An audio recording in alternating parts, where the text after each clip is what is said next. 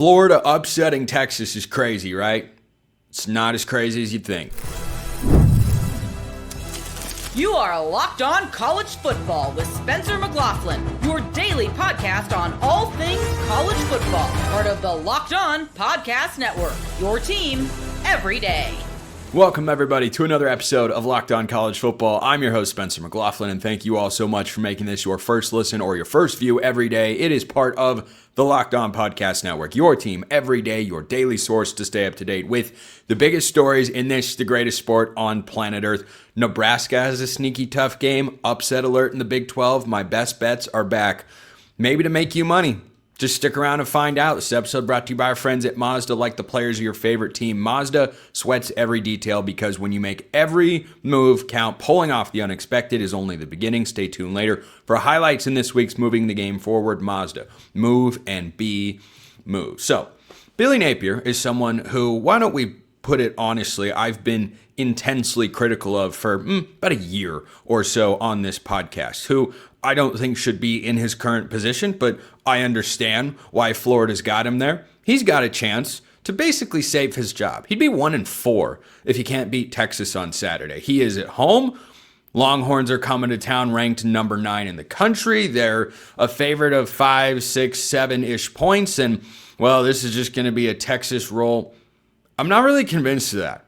I'm not putting this game in my best bets because I don't trust either of these teams. And I don't want to look back and say, wow, I actually picked Billy Napier or I actually picked Arch Manning. I don't want to do either of those things. Arch Manning has proven absolutely positively nothing to start this season other than the fact that he can flex literally and metaphorically on Sam Houston State. Congratulations, they play in Conference USA. We haven't watched either of these teams play for a couple of weeks because they both had a bye a week ago, so they should be plenty rested going into it, and I really go back and forth.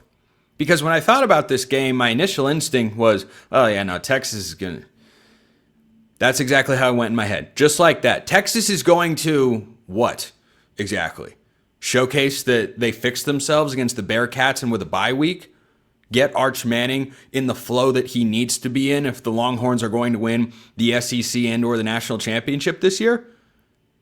Is that going to happen against this Florida defense? Because through the first 4 games for the Gators this year, Billy Napier, who's an offensive guy, has not gotten his side of the ball right. The other side of the ball, though, is reflective of one of the reasons I've talked about there being real pressure on Billy Napier.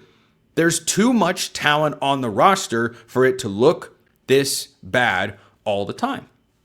And so for the Gators in this spot, I actually like their defense because I don't think they're going up against an offense that's about to light them up for 30-plus points. If they do, you've had some serious game planning and preparation issues. Because in week 1, it was a while ago, teams can grow and improve. Arch Manning and the Longhorns went up to Ohio State and managed just 7 points. I don't hold that expectation of Florida because I don't think Florida is as good as Ohio State. I hope nobody else does either. In this particular spot, though, I don't think Texas is going to overwhelm the Florida defense. Do you know what, according to our friends at FanDuel, the over-under point total is in this game? 42.5. If I were putting this in my best bets, again, I'm not, because I don't want to rely on Arch Manning or Billy Napier, and of course I'd have to do that if I made a pick. I would actually lean Florida in the points. I would. Now some, particularly those in Gainesville perhaps, or maybe not as many, but Josh Pate made this selection as well, caught me by surprise, till I thought about it for a moment, and then went, well, actually, how crazy is it? What has Texas shown us? What has Texas done? Who's Texas beaten? All they did was darn near get shut out when they played a real defense. This isn't as good as that. It's not as tough of a team, not as good of a coaching staff. It's tougher than what they have played in quite some time, though. Texas hasn't seen a team this good since the end of August. We're in October now, and they have not seen a team this good in quite a while. So the problem for Florida, and why I do not get behind the upset selection for the Gators here, as big as it would be. You talk about stabilizing Billy Napier's job security, which, again, I think is just prolonging the inevitable. Like, if I were a Florida Gators fan, I actually know a college football fan who's an Oklahoma State fan that has been rooting against Mike Gundy since the season began because she felt, we gotta go in a different direction, and you have to bottom out for that to happen. This could be the bottoming out moment for Billy Napier, or you could prolong his tenure in Gainesville and give you the illusion, like Kevin James and Mall Cop, give you the illusion that he's actually capable of building them into a winner. If it hasn't happened in year 4, I got news for you. It's not going to suddenly happen in year 5. That's how Nebraska felt with Scott Frost. We're close. We're right there. We're playing tight game. No, absolutely not. So here's a question I have for Florida in this game. If you do want to pull an upset, is Jaden Baugh going to run the ball? I think he's a good player. I really do. I like him at the tailback spot. The problem is he gets hidden in these matchups because, well, they have DJ Lagway. And there's this big need, it seems, on the part of Billy Napier to just force DJ Lagway to carry the offense. Maybe they don't have enough on the offensive line. And against this Texas team, it's going to be exceedingly difficult. I think Texas has one of the best front sevens in all of college football. But if Florida is going to pull this off, it's not going to be because DJ Lagway goes for 380 and 4 touchdowns. You're not doing that on this Texas defense. It's way too good, especially when Florida's offense has been completely and totally putrid for most of this season. I mean, they put up 55 against Long Island. I guess we should give them some credit. What are they, the Sharks? Maybe? I don't even know. So for Florida here, you have to be able to run the ball. What's a quarterback's best friend? A running game. Why? Because you can get him easy completions in the play-action passing game and actually take shots down the field. You're not going to sustain that many drives against, even at home. I know you're on the road against LSU. You come back home, you think there's an advantage there. Okay, but, well, not advantage, but a better situation for you to be in rather than playing at Death Valley. Sure. That's true. You're not going to sustain a lot of drives against the Texas defense. It's just not feasible. And so you have to be able to take a shot play. How do you do that? Got to be able to run the ball. Billy Napier likes to run a lot of pistol sets. When is the pistol successful? Throwing the ball down the field when they can get play action. I could argue that's when it's at its best. So they've got to be able to get Jaden Baugh going running the football. If they don't, I don't think there's a chance. But on the other side of things, this could be one of the ugliest games you watch all weekend. I mean, back in 2006, what a football game this would have been. Instead, this is going to be ugly. I mean, ugly. 42.5, I think that's too many points. I would take the under. I think Texas is going to win the football game with their defense, and I am not kidding when I say this, 13-10. 13-10, give me the Longhorns. I cannot get behind either of these offenses when I've seen what each team has been able to bring defensively. I just cannot. Big Ten West style game, 13-10. Texas wins, Florida covers. That's not a best bet. This game's too gross to put into a best bet like that. Let me know your thoughts in the comments below. Hit me up on Twitter. All of that good stuff. Sneaky tough matchup in the Big Ten. Upset alert in the Big 12.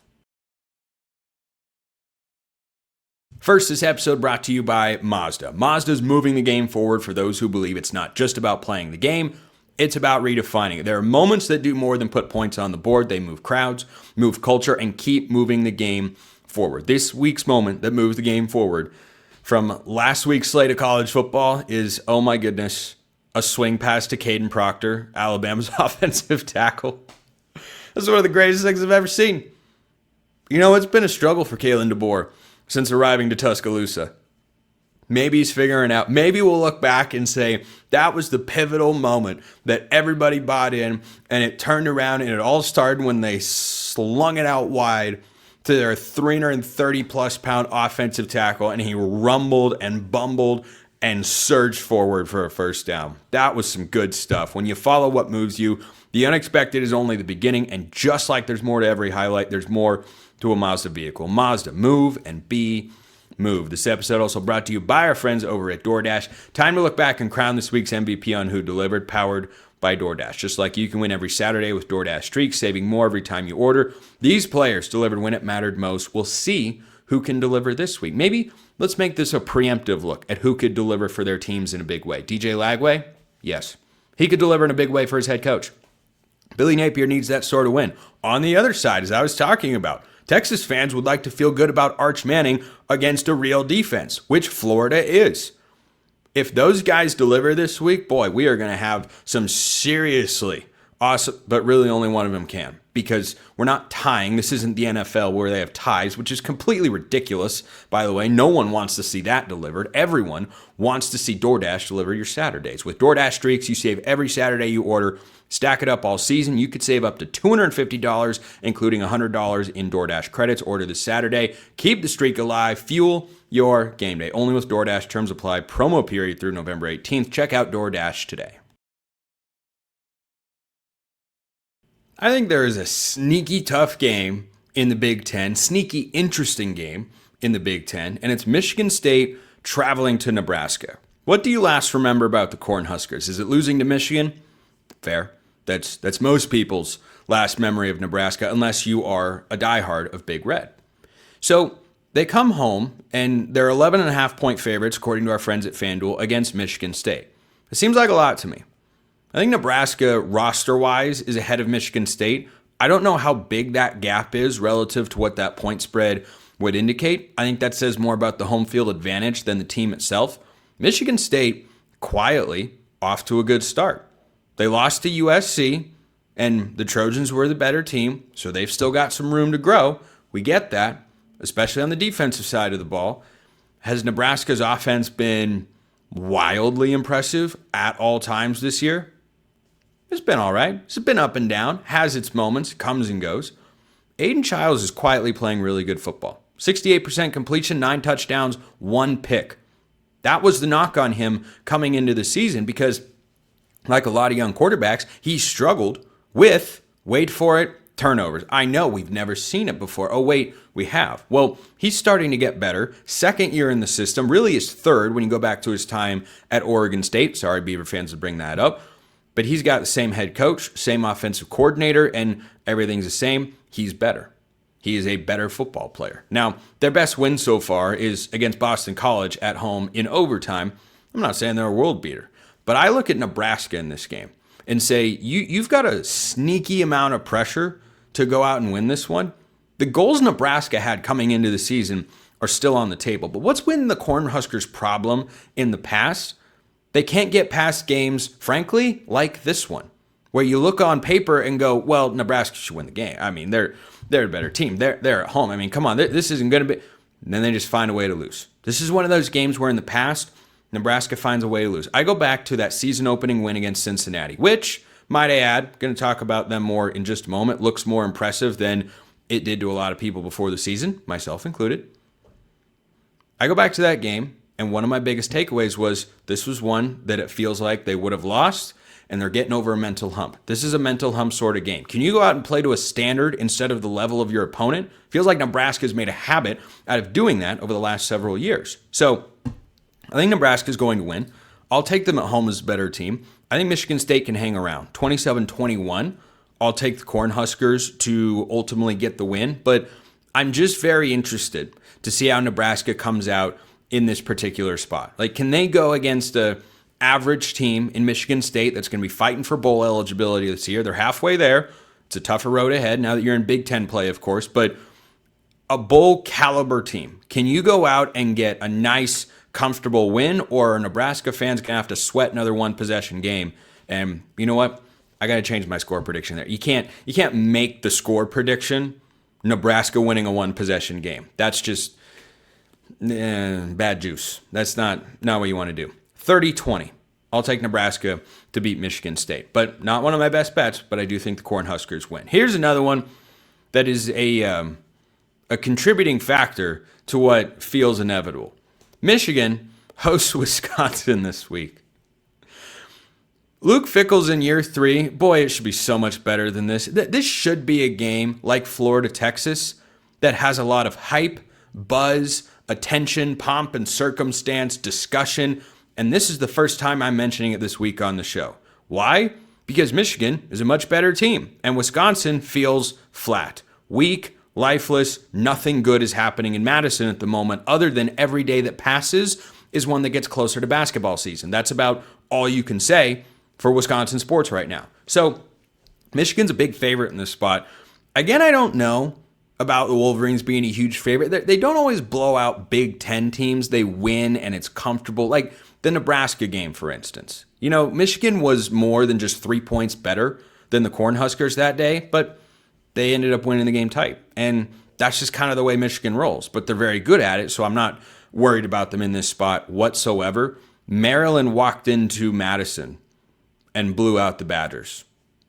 Yeah, that's a real thing that happened this year. Even after Wisconsin took Maryland's quarterback, this is a pride game for Wisconsin. What kind of pride do you have? Can you go out and put something on the field that at least makes you feel like, okay, we believe in our head coach, or are you just going to go and roll over and get pushed around? Hope you come ready to stop the run, because if you don't, I have a sneaky suspicion, just a thought, that Michigan's going to run the ball a whole heck of a lot. I think the Wolverines win comfortably, 28-13. Speaking of earlier, I mentioned Iowa and not Iowa State, but I mentioned Cincinnati. That's Iowa State's opponent.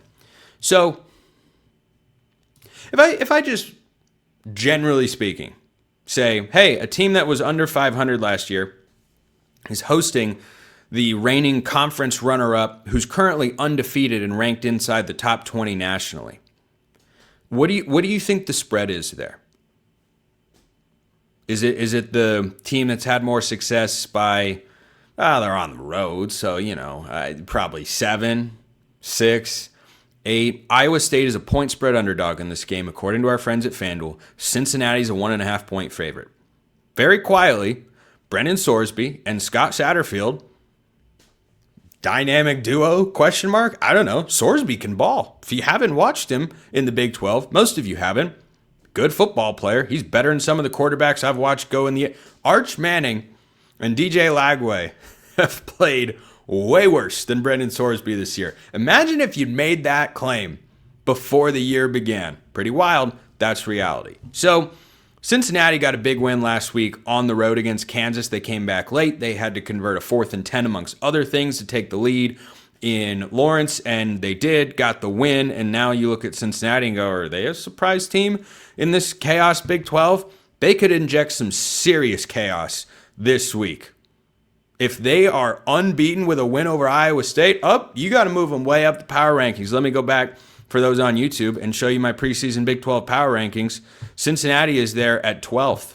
Yep, underrated them. Colorado's there at 11. I don't know why I had Colorado that high, frankly. But this is my preseason 12th rated team in the Big 12 power rankings wise, hosting the number 3, and number 12 is favored. Look, as I have learned trying to make my best bets this year, that's usually a sign Vegas knows something that you and I don't. Give me the upset. Give me Cincinnati to win the football game over the Cyclones, and let's just throw some more chaos onto the table. Why not? Why not in this league? Let's take Cincinnati, 31-30. I think they find a way to get it done. So Duke at Cal, another interesting game, because Duke is a 2-0 team in the ACC and one that very quietly, despite subpar non-conference results, could pull a 2022 or 21, I think it was, Utah in the Pac-12, RIP, and lose a couple non-conference games, still get to the conference championship game. I don't know that Duke could win it necessarily, but Darian Mensah is looking a heck of a lot better. What a quarterback matchup. Darian Mensah, Jaren Kiabe-Sangopolo-Tele. Big NIL deal against future big NIL deal between two ACC schools that are not traditional football powers here. Duke is favored by 2.5. I'm so tempted to pick Cal. I really am, because I don't like teams making these cross-country trips. It's difficult. It hasn't always gone particularly well. Cal just did it last time out, though. Got it done. I picked against them, and I'm going to do it again. Duke favored by 2.5. High-scoring game. I think Mensah and JKS are putting on a show in Berkeley this weekend. I think it's going to be fun to watch. Winner stays unbeaten in ACC play. Kind of an important matchup. Don't overlook it. I'll take Duke 34-30. I think they knock off Cal. You may be wondering, amidst all these picks for the week. Spencer, where's Vanderbilt? What about the Washington-Maryland upset you talked about? What about so many? Oh, that's right. That's in the next segment because they're part of my best bets.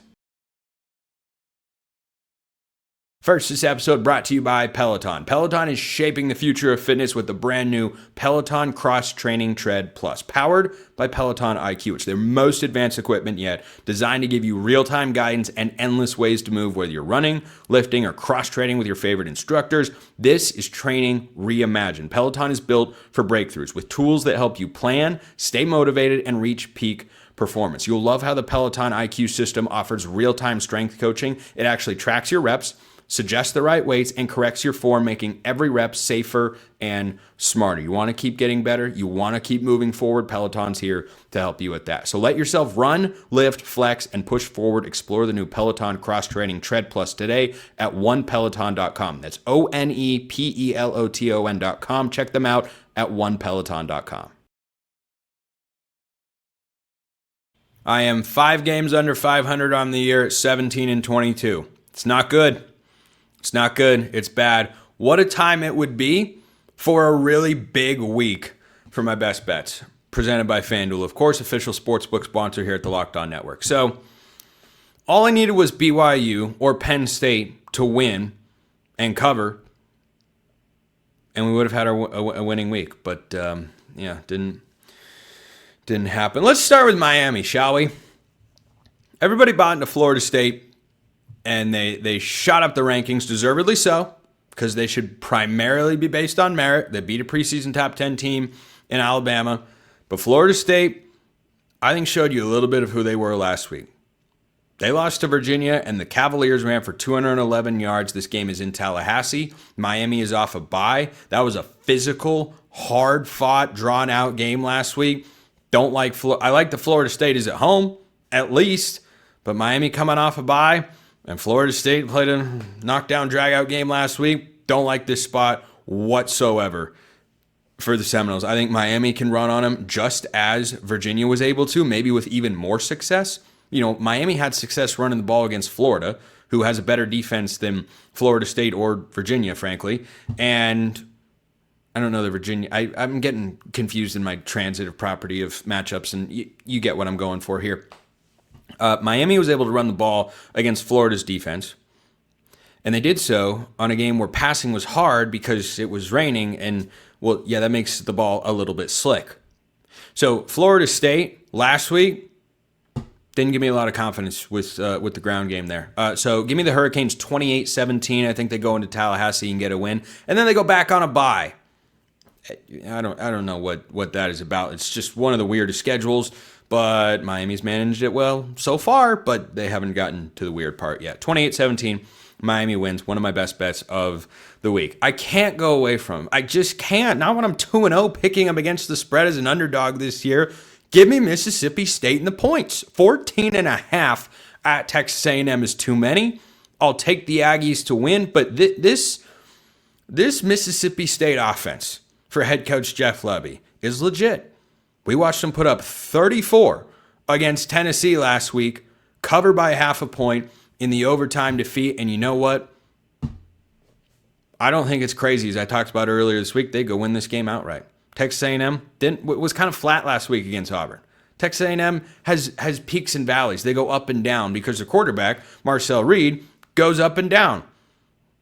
When he marches them from one side of the field to the other, it looks impressive. When he doesn't, you go, that wasn't particularly good. I think Texas A&M wins. They're the better team. Mississippi State's not ready defensively, but they're taking a step forward. I like their offense. Texas A&M's defense has its moments. Played well against Auburn last week, but that's Auburn. Their offense doesn't really know what it's doing. So I'll take Texas A&M 34-24. And Mississippi State plus 14.5. Another one I talked about earlier this week. Stoked to watch this game. Why? Because I'm a college football diehard, in case that wasn't obvious. Maryland plus 6.5 against Washington. The cross-country trips. This is why I didn't put Duke in my best bets, even though they'd only need to cover 2.5.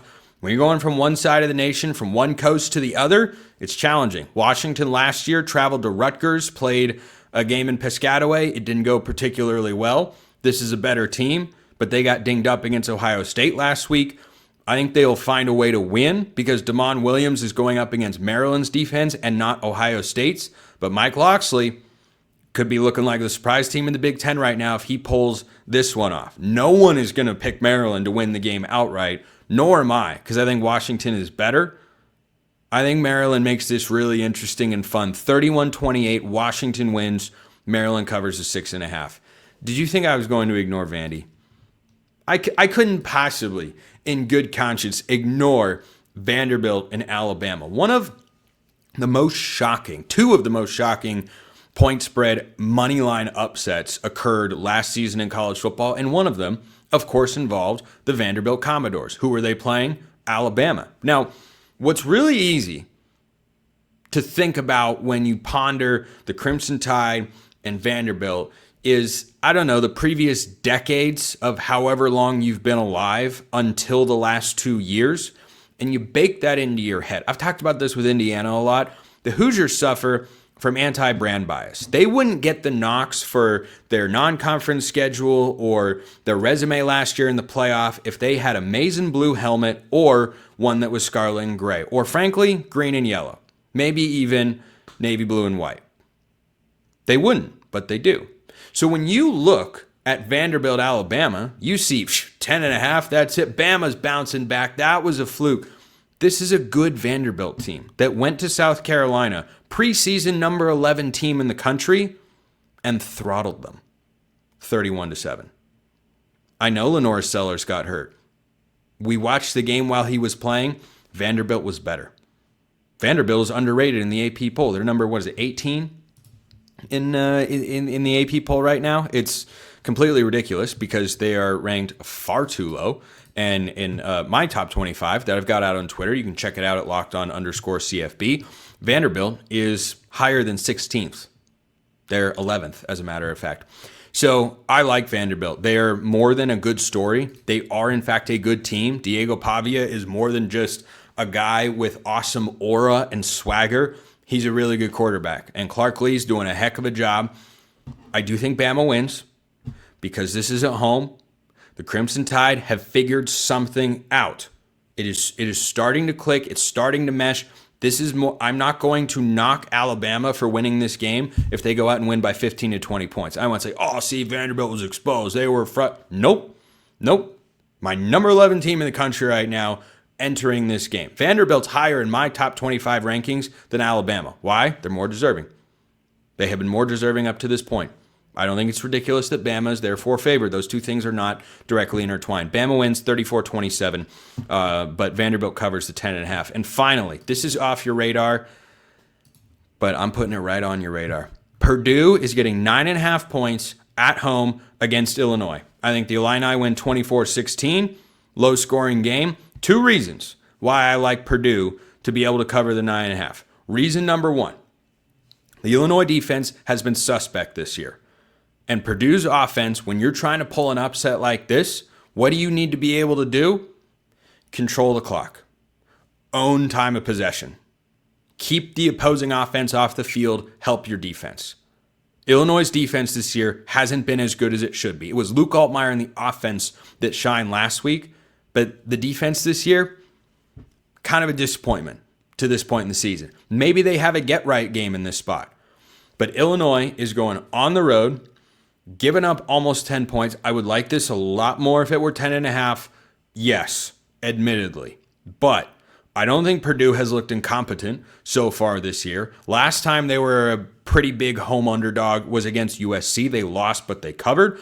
I think they will do that again in this spot. So I'll take Purdue plus 9.5. Illinois wins 24-16. When you have an emotional, big-time win for Illinois, which they did last week, and then you have to go on the road and give up that many points, nope, I think that's too many. So best bets of the week, gosh, I would love nothing more than to just at least get a 3-2 week in here.